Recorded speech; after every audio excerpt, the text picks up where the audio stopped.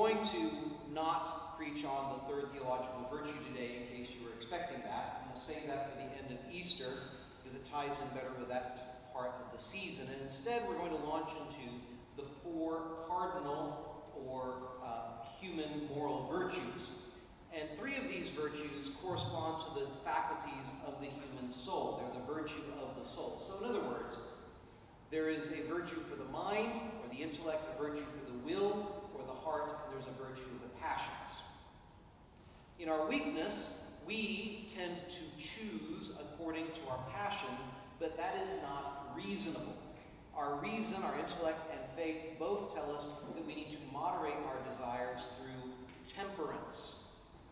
Ultimately, being intemperate is both infantile, it's very immature to be run by our passions, although many people are, and it also makes us no better than beasts. If we are not able to control ourselves in our passions, we are nothing more than animals.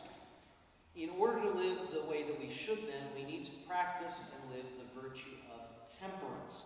Tancred defines it as, temperance is a supernatural moral virtue that moderates the attraction towards sense pleasure, especially the palate and the flesh, in other words, food, drink, sex, and keeps them within the proper limits of propriety. Again, it's a moral virtue that moderates the attraction towards sense pleasure, and therefore it applies to many things.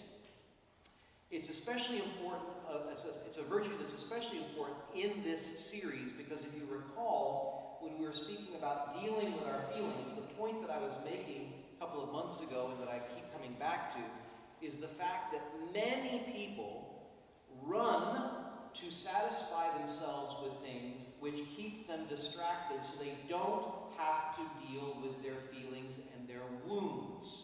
It's easier and more pleasant to go to food, sex, the cell phone, whatever it is that our drug of choice, in order to avoid dealing with what we need to deal with. And that is intemperate. And so we need this virtue so that instead of running from our problems, we actually address them like we're supposed to. Now, what is it that temperance involves? In other words, what does it address? What does it control, cover?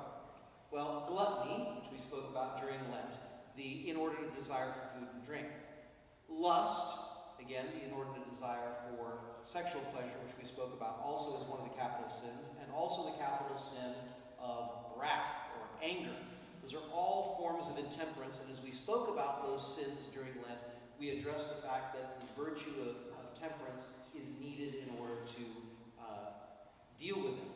But there's other things as well. A big one, especially when most people have an internet browser in their pocket, is curiosity. We don't need to know most of the things that we look up. I wonder, right? And immediately our thumbs go, unless you're over a certain age, in which case it's hunting heck, but you know what I mean. You go and you start to look these things up simply because you can have access to them.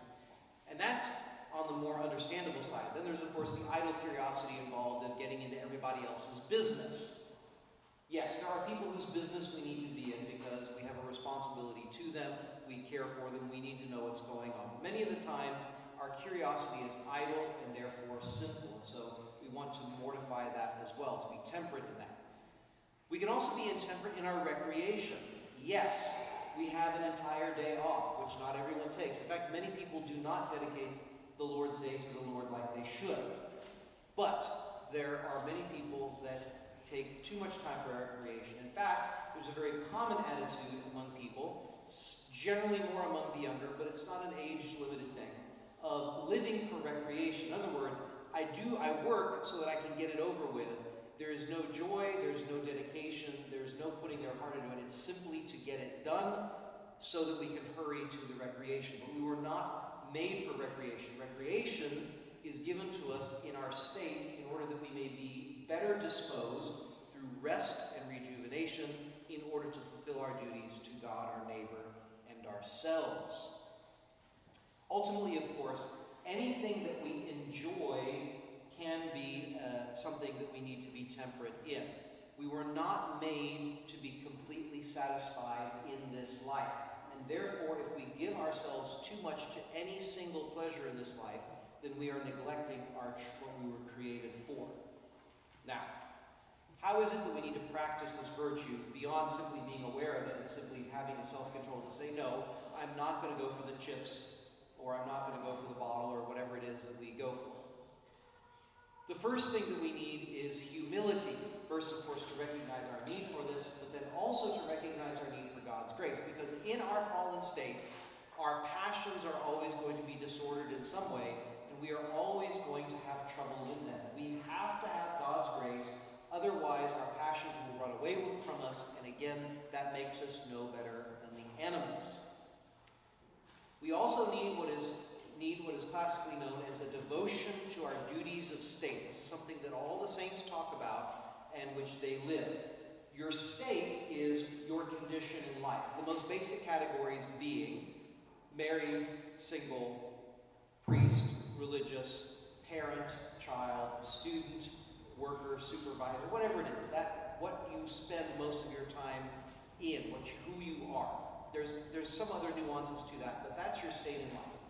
We have to give ourselves to those duties, and we will not have the time nor the opportunity to give in to bodily pleasures excessively if we are fulfilling our duties. Again, while there is a need for recreation, there's always something that needs doing. And of course, we have to practice mortification, the word simply meaning to die to self. We spoke about this a lot, of course, in Lent, in preparation for Lent, because we were talking about choosing and making those sacrifices that we need to make in order to live Lent properly. But Lent is merely a time when we're supposed to focus on it. We're always supposed to be mortified because we're always in need of that the entire year. Fridays especially, but every day should have some little mortifications. And we've spoken a lot about mortifications, especially in food and drink. Partially because it's the most common thing that we have, but also because it's one of the greatest needs. But there are many ways that we need to be mortified. We need to be mortified in every bodily sense. And we don't often think of anything beyond taste. Our eyes are the windows of our souls, and they need to be mortified.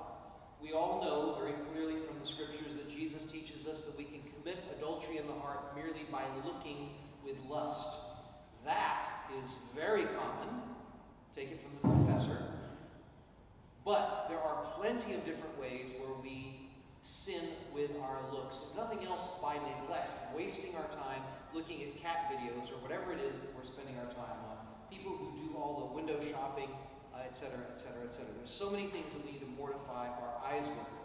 But our speech and our hearing also need to be mortified. We don't have to say everything that crosses our mind when it crosses our mind. You don't have to tweet everything. Now, we have to share everything that's important with the spiritual director, etc., etc., and venting is allowed, but we have to be mortified in our speech and then also listening, to have that reserve in conversation. Even our sense of touch must be mortified. So, if nothing else, if your scapular itches just a little bit, good. And again, our interior senses also need to be mortified. Our imagination and our memory, both of which are part of our soul's faculties God has given us that are good and that are used for His greater glory in our salvation, but can also be a detriment. Daydreaming just simply being a very common example of that. But when we let our minds wander, when we dwell on memories unnecessarily without engaging with them in a healthy way, when we waste our time on imaginings that are not helpful to our souls or anyone else's, these need to be mortified as well. And finally, at least in general terms, there should be no protracted hours of sleep. Now, there are many people I know in this parish who should be getting more sleep. There are too many people that rely on Red Bull to make it throughout the day.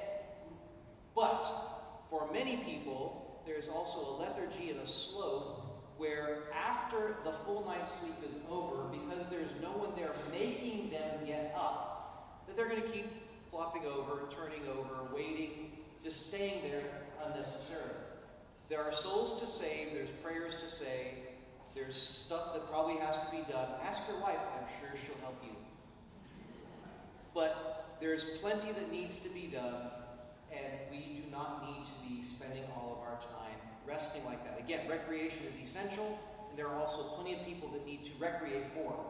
But there's also the other extreme, so we want to be careful of that. Again, all of this in general terms, and different people have different areas where they need to work on this mortification, but it's there because it's something that we need to be aware of. But ultimately, the most important thing we need for the practice of the virtue of temperance is a love of God. Of course, that's the reason behind everything that we do.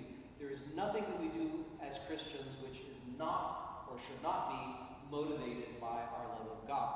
And the reason for this is very simple, is when we come to this virtue. There can be only one enthroned in our hearts. And if we do not have Jesus Christ enthroned in our hearts, we're going to put something else in his place. People or things or activities or whatever it is. It's going to be the case. Everybody has someone enthroned in their heart, or something enthroned in their heart. So we have to practice the virtue of temperance, because if we don't have Jesus enthroned there, then we are going to enthrone something far inferior to him and even to us. So let's make it happen.